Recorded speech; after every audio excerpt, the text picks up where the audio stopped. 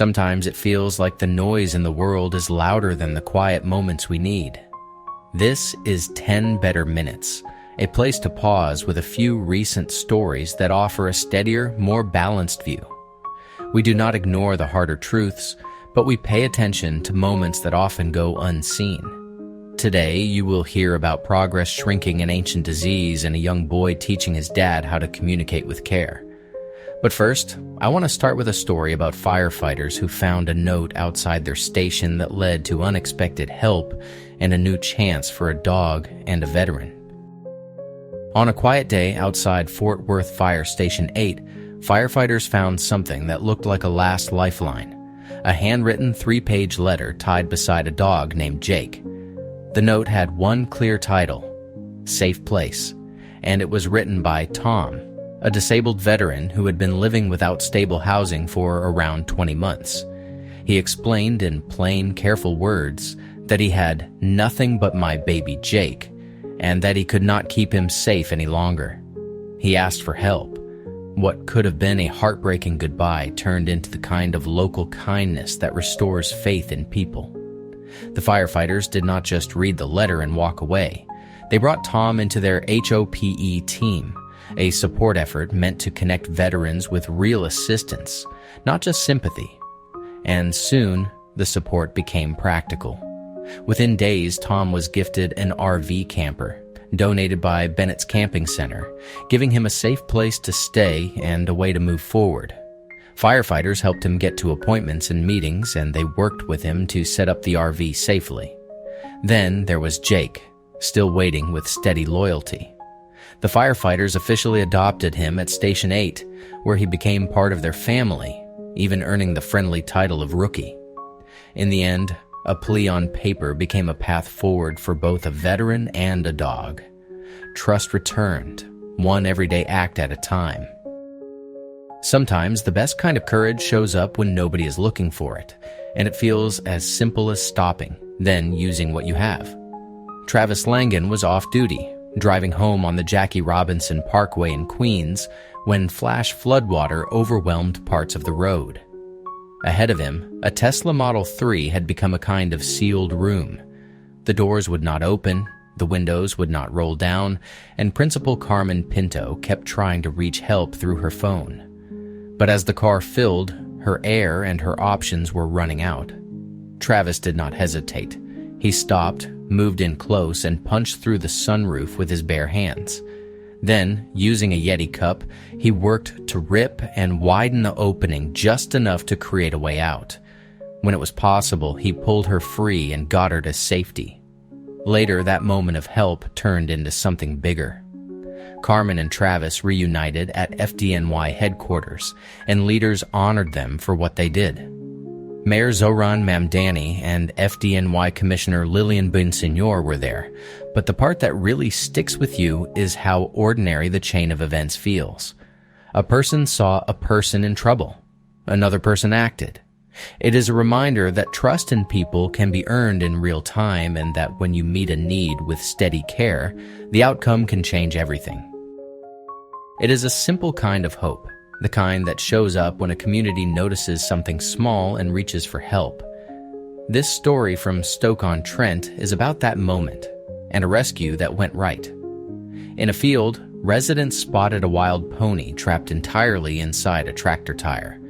They called the RSPCA, and rescue officer Nicola Riley arrived to find a scared, uncomfortable animal with matted, very dirty fur. The situation looked tight, but the response was careful and measured. Riley described the operation as delicate, and the rescuers worked without using a cutting tool. Instead, they eased the pony's head and shoulders out, piece by piece, until the pony could begin to stand. There were quiet checks and patient handling as it wobbled, finding its balance again. Then came the part that feels like relief.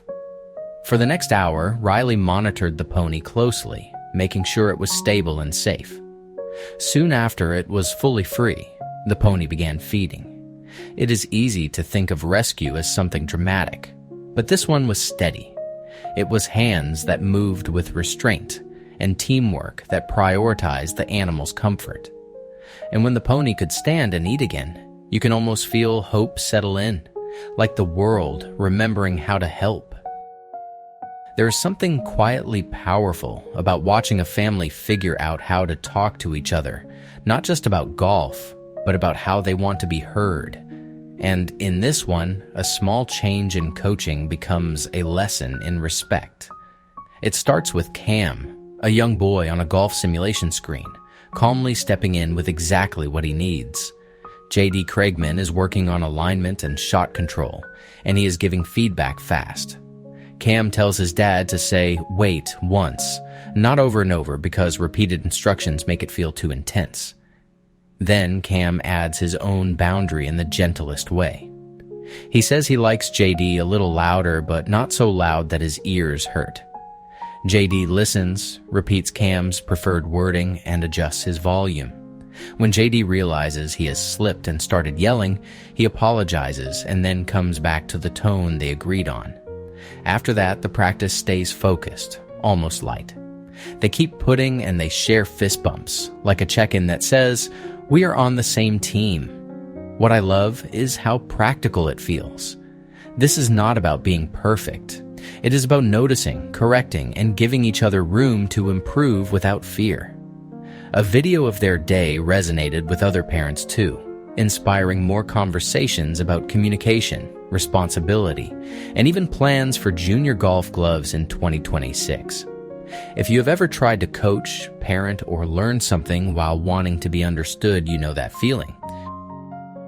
When you hear a disease can be driven down year after year, it is easy to wonder what that actually looks like on the ground.